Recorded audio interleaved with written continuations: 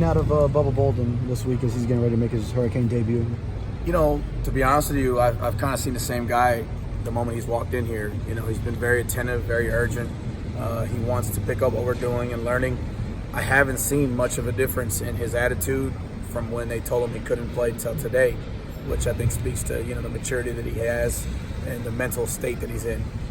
Hey, Coach, I was curious, you know, when you look at the film, like, have you seen, I mean, you haven't played really top quarterbacks yet necessarily, North Carolina excluded probably, but have you seen guys like running free where you can say to your safeties, this is where you need to be? Like, have there been a lot of busts, or have guys generally been in the right areas? Like, can you sort of sum that area up? No, one, I think we have played good quarterbacks. To say that they're not good quarterbacks, I think's not, you know, I don't think that's true. I'm pretty sure all those teams out there don't feel those quarterbacks aren't good players either. So I think we have good talent, good receivers.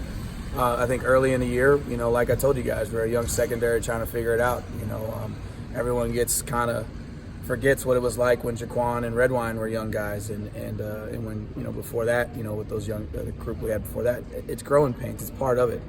It's not going to be add water instant player. I keep telling everyone this, and people don't understand it, and I get it. But that's part of growing up. What I have seen over the last few weeks is a lot better communication. I've seen us start to settle down, and the bottom line is just seeing what's happening is you're stacking reps on reps.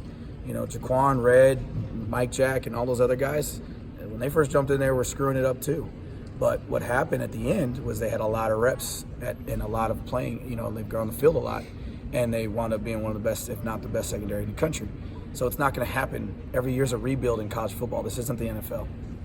You can look up stats like I did, and it shows that you guys are playing more man this year than zone like you were last year. In what ways do you see it? I think it's like 59% man versus, I think, 41% last year. Yeah. In what ways do you see it differently from your perspective in terms of just the way that you guys are playing and maybe why you're playing differently?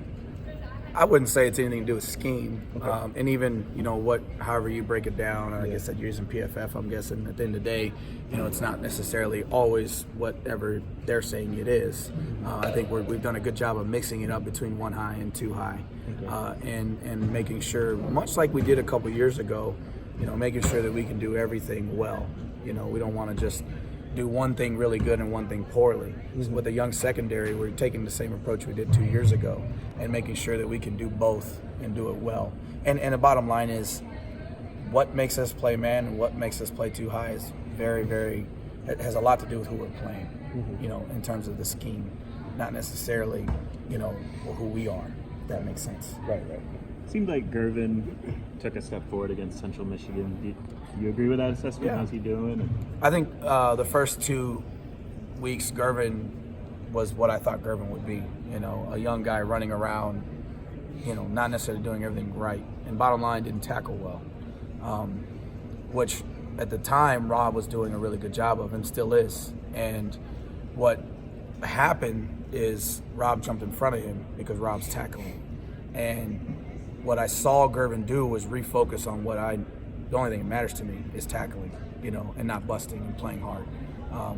At the end of the day, scheme is scheme, and that's great, and I'm not saying it's not important. But what the most important thing in defense, and what we've done here in the last 3 years, going on 4 now, is playing hard and tackling. And over time, your scheme will be better and your reps will be cleaner because you're practicing more.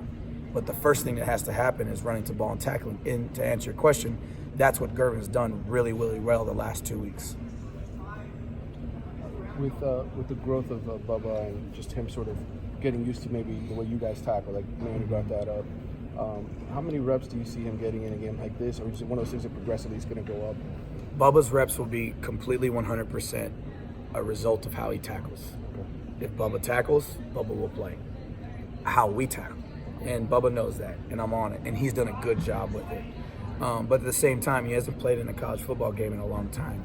Everyone, including myself, and every fan and every person with a camera right now wants Bubba to play, and I get it. But we're never gonna change our philosophy of what gets you on the field at University of Miami on defense. You will tackle and you will play. If you don't tackle, you won't play. So I know Bubba's super intelligent. I know he's a really good athlete. I know he's got good foot speed. I know he'll be in the right area at the right place, but I gotta see him tackle. And if he does that, he'll play a bunch. And if he doesn't, everyone will know why.